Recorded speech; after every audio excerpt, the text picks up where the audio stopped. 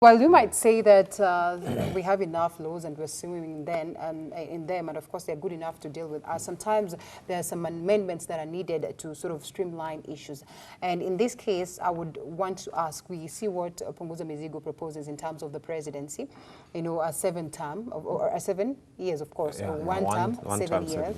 And in his very own proposal, he foresees this as a way of ensuring that we get, you know, of course, responsible leadership from the president will put on board. So when we look at, of course, how we can craft the term limits and, you know, the term duration and all that, do you suppose then that, because then counties are equally small governments, you know, we call them minor governments, so they're governments in their very own special way. So if at all we are to adopt this aspect, or maybe this line of course, a term, as proposed by Punguza Mizigo, and it works well and augurs well in trying to ensure that it crafts our leader to be more responsible and to be more focused on developing and, you know, sort of just ensuring that they get to achieve their legacy before they exit the stage, then their likelihoods would want to adapt that also at that level of the county.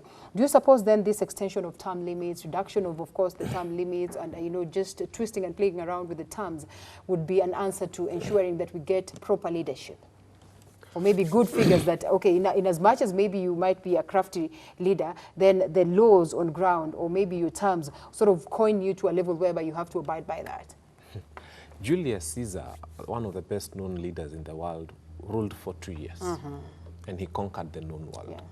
Nelson Mandela, closer home, was in for a 1 4-year term. And he did well. Yeah. Did he? He did well. Well, there's a debate as to that. Yes, well, but I would say whether this. he certainly did well. Yes. But anyway, at least we Yes. celebrate him up Yes. until he transitioned. Yeah. Now, when you come even closer home, Matiang'i was not at the helm of the medication ministry for a very long time. Yeah. But we can see a yellow bus in every corner of this country, and we can see a few things that he has done. True.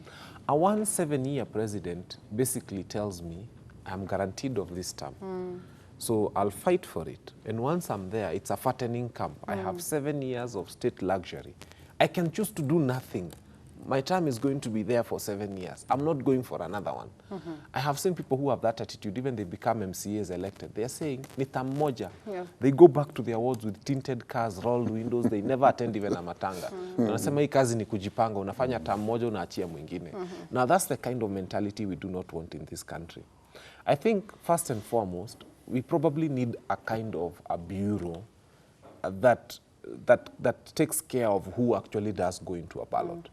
Because it has been proven in this country that the most atrocious people become the most popular people.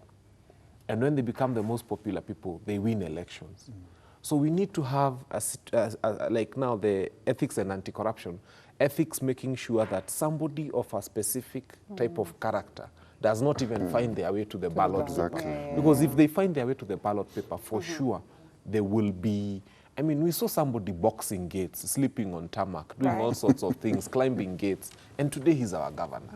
I mean, what did we expect? I know. And we have seen all sorts of leaders who have done all sorts of crazy stuff, and today they are in positions of leadership. Okay, So what needs to happen is we need to correct that, so that before people even find their way to the ballot, they have been checked, and we can say that this person is suitable to be presented to Wananchi. Otherwise, if you present Wananchi with anything, they'll choose anything. Wow. I mean, I was in a ward somewhere where they were saying, so there's a guy who roasts motura in the evening.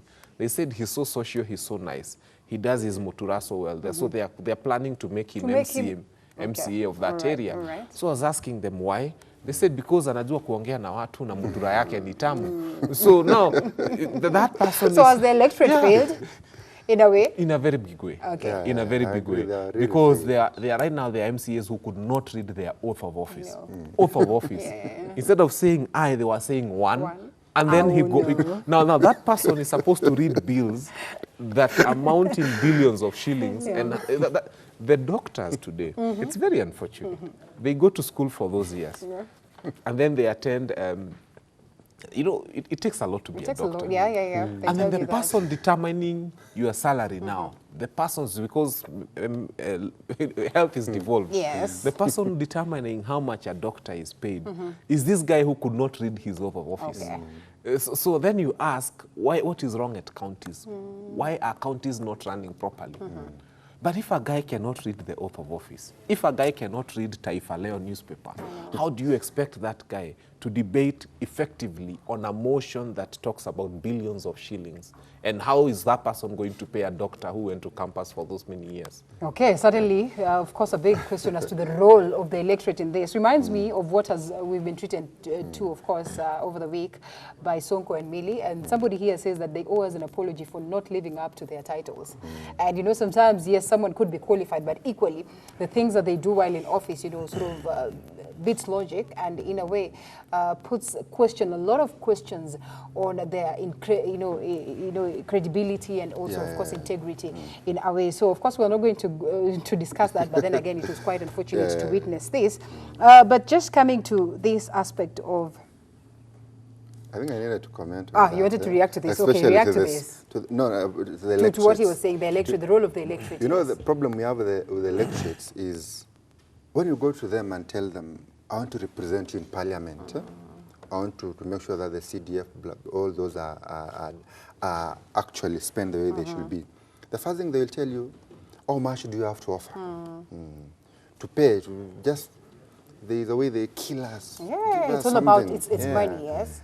If you have nothing, they will tell you, you're nobody. Hakuna. But it's been contrary to what we've witnessed with the MCAs. Most of the MCAs actually had nothing to offer. But anyway, they had, of course, good language and they could speak well, as Bernard put it, yeah? But now, again, I blame the electors because they need to elect somebody of substance. They should see that this person is of character. Again, I also blame I had an issue with salaries and remuneration because you find a professor in a university, an MCA is earning more than a professor. So it beats the logic because this person doesn't know even how to... And even the teachers anyway, in the primary and secondary schools. An MCA is earning more. But okay, what they were saying, the justification of that was that they wanted to make MCA seat attractive, to attract those... The professors, the doctors. Attractive enough because they say if there's any member of parliament or maybe, of course, one of the legislatures of representatives or leaders that get, in the 5-year term period, of course, combining the campaign money that they've used, they always get what they used and more. So at least for them, it has paid so well, or it pays so well. But again, now they should not pay, unless they should pay a professor more than MC.